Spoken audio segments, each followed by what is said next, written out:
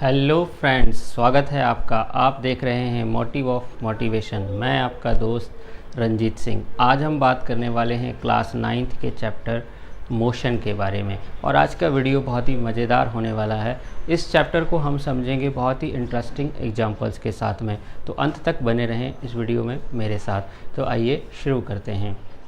तो देखिए, हम अपने चारों ओर कई तरीके के ऑब्जेक्ट्स देखते हैं। अब किसी भी ऑब्जेक्ट की जो पोजीशन है वो दो पोजीशन हो सकती हैं, या तो वो ऑब्जेक्ट रेस्ट में होगा या मोशन में होगा।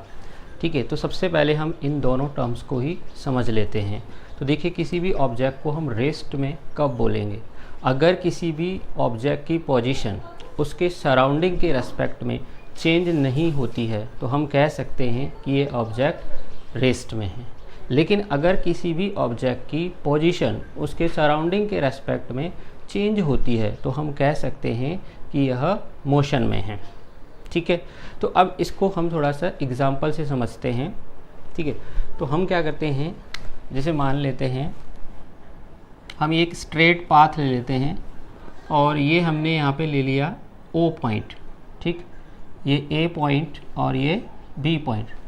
अब मान लेते हैं यहाँ पर एक व्यक्ति खड़े हुए हैं, ठीक है, O पॉइंट पर।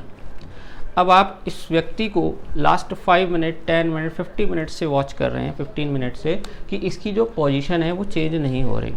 ठीक है, इसके जो सराउंडिंग ऑब्जेक्ट्स हैं, ठीक है, उनके रेफरेंस में, उनके रेस्पेक्ट में इसकी पोजीशन बदल नहीं रही है।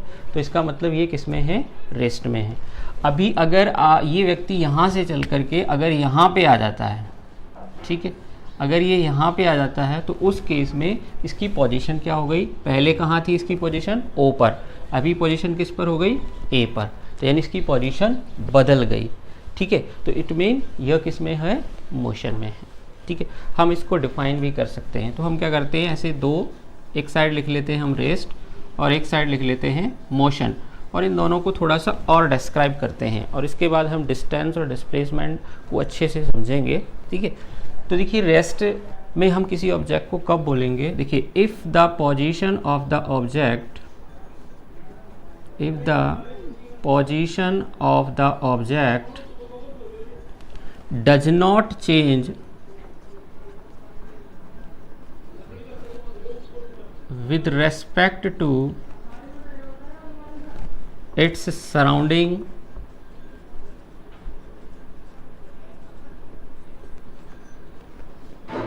with time, then it is at rest।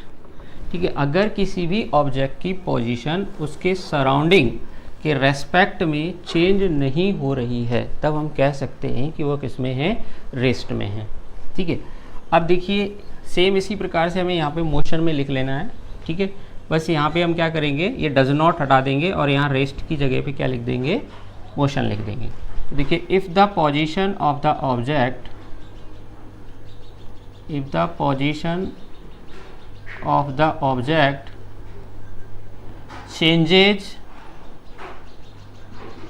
changes with respect to its surrounding with time, then it is in motion, या then it is said to be in motion। देखिए, यहाँ पे एक चीज़ और आ रही है, सराउंडिंग के साथ साथ टाइम। और सराउंडिंग का मतलब क्या है? देखो, हम किसी भी ऑब्जेक्ट को अगर हमें अगर ये डिस्क्राइब करना है कि कोई ऑब्जेक्ट रेस्ट में है या मोशन में है, तो हमें क्या है, एक रेफरेंस पॉइंट लेना पड़ता है। भाई किसके रेस्पेक्ट में हम देखेंगे? तो कोई पॉइंट, कोई जगह होनी चाहिए ना, वो कोई ऑब्जेक्ट हो सकता है। तो रेफरेंस पॉइंट क्या होता है? जैसे सपोज करो ये व्यक्ति का हमने एग्जाम्पल लिया यहाँ पे, तो इसकी पोजीशन किसके रेस्पेक्ट में देख रहे हैं? तो हो सकता है यहाँ पे कोई पान की गुमटी हो, ठीक है, हो सकता है यहाँ पे चाय का कोई स्टॉल हो सकता है बस स्टैंड पे खड़ा हो, रेलवे स्टेशन पे खड़ा हो, यानी कोई एक पर्टिकुलर जगह होगी ना। तो उस जगह के रेफरेंस में, उस पर्टिकुलर प्लेस के रेफरेंस में क्या इसकी पोजीशन चेंज हो रही है या नहीं? जैसे आप ऐसे एग्जांपल से समझे, जैसे ये बोर्ड है, ठीक है, अब ये जो बोर्ड है इसकी पोजीशन यहीं पर है, ठीक है, आप पूरी वीडियो में देखेंगे यहीं के यहीं है, तो यानी ये रेस्ट में, इसकी पोजीशन नहीं बदल रही है। ठीक है, आपके बैग में, आपकी टेबल के ऊपर अगर कोई बुक रखी हुई है, ठीक है, उसकी पोजीशन चेंज नहीं हो रही, लेकिन अगर आप उसको उठा के इधर उधर कर देते हैं, पोजीशन चेंज हुई। ठीक है, तो रेफरेंस पॉइंट, हम कोई एक रेफरेंस पॉइंट लेते हैं। ठीक है, तो रेफरेंस पॉइंट किसको बोलते हैं वो भी अपन यहाँ पे क्लियर कर लेते हैं। तो देखिए रेफरेंस पॉइंट किसे बोलते हैं हम, रेफरेंस पॉइंट किसे बोलते हैं, देखिए तो देखिए अ फिक्स्ड पॉइंट और object with respect to which a given body changes its position is called reference point। ठीक है, देखिए अब आप समझ गए होंगे, ऐसा कोई भी फिक्स्ड पॉइंट या ऑब्जेक्ट जिसके रेस्पेक्ट में कोई भी बॉडी अपनी पोजीशन चेंज करती है, उसे हम क्या बोलते हैं, रेफरेंस पॉइंट बोलते हैं। ठीक है, जैसे मैंने यहाँ पे आपको एग्जांपल दिया कि ये मान लो ये पान की गुमटी के पास खड़ा है ना, या टी स्टॉल के पास ये व्यक्ति खड़ा है, इसकी पोजीशन उसके रेस्पेक्ट में बदल रही है। ठीक है, ये क्लियर हो गया। अब टाइम का मतलब क्या है, टाइम का मतलब कि समय भी तो गुजरेगा। जैसे मान के चलो कि आपने इसको 10 बजे देखा, इस व्यक्ति को 10 बजे नोट किया, ठीक है, 10 बजे इसकी पोजीशन ओ पर थी, 10:05 पर भी इसकी पोजीशन ओ पर ही थी, 10:10 पर भी, तो समय गुजरता जा रहा है लेकिन इसकी पोजीशन नहीं बदल रही है। तब हम, तो ये मतलब होता है टाइम का, टाइम और उसके सराउंडिंग के साथ में। ठीक है, अब देखिए ये जो रेस्ट और मोशन है, ये दोनों रिलेटिव टर्म्स हैं। अगर किसी एक सिचुएशन में कोई एक ऑब्जेक्ट रेस्ट में है तो दूसरी सिचुएशन में वही ऑब्जेक्ट मोशन में भी हो सकता है। नहीं समझे आप? तो देखिए इसको एक एग्जांपल से समझते हैं। आपने कभी बस या ट्रेन का सफ़र तो किया ही होगा, तो अपन एक बस का एग्जांपल लेते हैं। सपोज करो आप एक बस में बैठे हुए हैं और बस चल रही है। ठीक है, अब जब बस रोड पे चल रही है तो रोड से आप बाहर देखेंगे तो आपको क्या दिखाई देता है, रोड के किनारे पर बहुत सारे पेड़, खंबे या कोई व्यक्ति खड़ा हुआ दिखाई देता है, या बहुत सारे बिल्डिंग्स होती है। तो इन सब चीज़ों के रेस्पेक्ट में क्या आपकी पोजीशन बदल रही होती है? बिल्कुल बदल रही है। आप बस मूव हो रही है, वो ऑब्जेक्ट तो स्टेशनरी है ना, तो उन स्टेशनरी ऑब्जेक्ट के रेस्पेक्ट में आपकी पोजीशन लगातार बदल रही है। तो उस केस में बस किस में है, मोशन में है, और बस में बैठे हुए आप यानी सारे जो आपके पैसेंजर्स हैं वो सब भी किस में हैं, मोशन में हैं। ठीक है, अब एक और सिचुएशन लेते हैं। अब आप बस के अंदर देखो, बाहर मत देखो। ठीक है, बस के अंदर आप बैठे हुए हैं, बाकी सवारियां भी बैठी हुई हैं। ठीक है, बाकी पैसेंजर्स भी बैठे हुए हैं।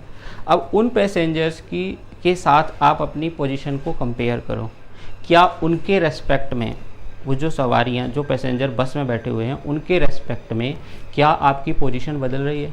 नहीं बदल रही। तो उस केस में फिर आप क्या बोलोगे, आप किस में हो, रेस्ट में हो। ठीक है, तो ये डिपेंड करता है रेफरेंस पॉइंट के ऊपर कि हम जो पॉइंट है किसके रेस्पेक्ट में पोजीशन देख रहे हैं। तो ये आपको थोड़ा क्लियर होना चाहिए। ये बेस है, रेस्ट और मोशन हमें पहले क्लियर हो जाएगा, फिर हम डिस्टेंस, डिस्प्लेसमेंट, इसके कुछ बेसिक क्वांटिटीज़ हैं वो धीरे धीरे हम एक एक करके समझ जाएंगे। तो ये पूरे आगे के जो आने वाले आपके जो चैप्टर्स हैं उनका पूरा बेस है। इनको, इस चैप्टर को आपको बहुत अच्छे से समझना है। ठीक है, तो ये रेस्ट और मोशन वाला केस आपका क्लियर हो गया। ठीक है, अब हम बात करते हैं डिस्टेंस और डिस्प्लेसमेंट की। उससे पहले अपन एक काम और करते हैं, मोशन के टाइप के बारे में बात कर लेते हैं। ठीक है, तो मैं थोड़ा सा ये रब कर देता हूँ।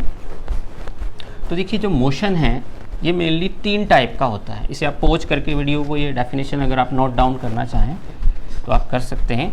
ठीक है, तो मोशन जो है वो मेनली 3 टाइप का होता है।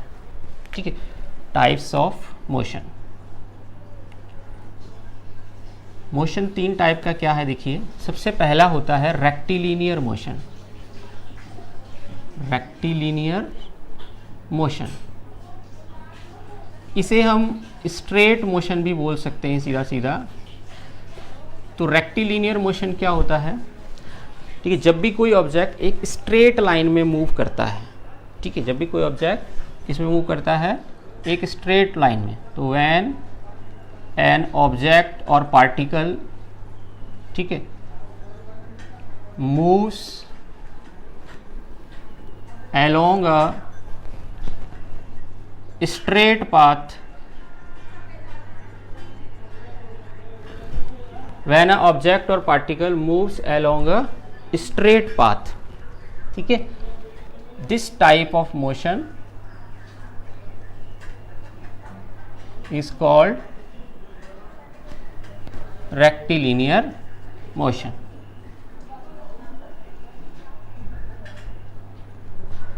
ठीक है, तो देखिए रोड पर जितना भी ट्रैफिक है वो सब किसका एग्जांपल है, रेक्टिलिनियर मोशन का एग्जांपल। यानी कि एक स्ट्रेट पाथ पर, ठीक है, अगर आप मूव कर रहे हैं तो उसे हम क्या बोलते हैं, रेक्टिलिनियर मोशन बोलते हैं।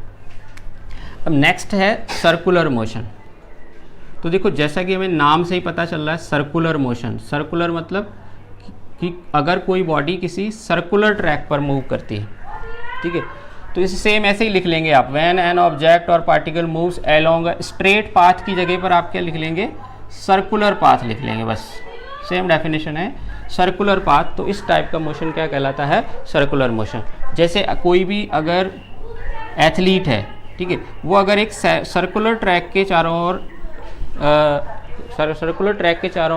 राउंड लगाता है तो इसे क्या बोलेंगे हम, सर्कुलर मोशन। थर्ड मोशन का टाइप है ऑसिलेटरी या वाइब्रेटरी मोशन। ठीक है, तो oscillatory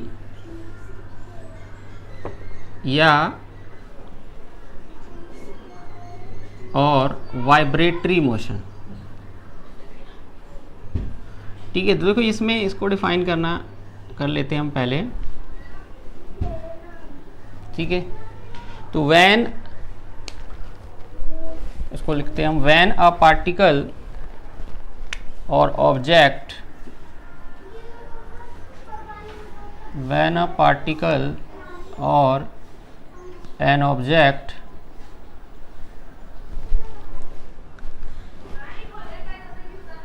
moves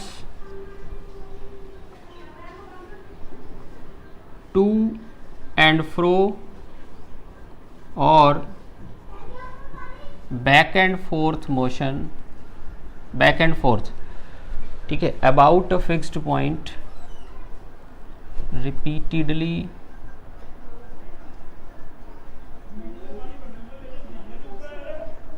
about a fixed point is called oscillatory or vibratory motion। देखिए व्हेन अ पार्टिकल और ऑब्जेक्ट, जब भी कोई पार्टिकल और ऑब्जेक्ट जो होता है वो टू एंड फ्रो मोशन करता है या बैक एंड फोर्थ मोशन करता है repeatedly about a fixed point, यानी एक फिक्स्ड पॉइंट के चारों ओर रिपीटेडली क्या करता है, to and fro motion. To and fro motion का मतलब क्या होता है, जब कोई चीज़, कोई भी बॉडी वाइब्रेट होती है तो आपने देखा होगा कि वो अपनी मेन पोजीशन से अप एंड डाउन या लेफ्ट एंड राइट मूव होती है। इसका बहुत बड़ी एग्जांपल है पेंडुलम, ठीक है। जैसे घड़ी का पेंडुलम होता है, तो ये जैसे ये इसकी मेन पोजीशन हो गई, तो ये यहाँ से इधर मूव करेगा या इधर मूव करेगा, तो हमेशा जब भी इधर या इधर जाएगा तो ये हमारी अपनी सेंटर पोजीशन, मेन पोजीशन से होकर के जाएगा। तो इस तरह के मोशन को हम क्या बोलते हैं, वाइब्रेटरी या ऑसिलेटरी मोशन बोलते हैं। इसके और एग्जांपल हैं जैसे स्विंग, झूला, ठीक है ना, ये झूला, पेंडुलम, ये सब किसके एग्जांपल हैं, ऑसिलेटरी मोशन के एग्जांपल हैं।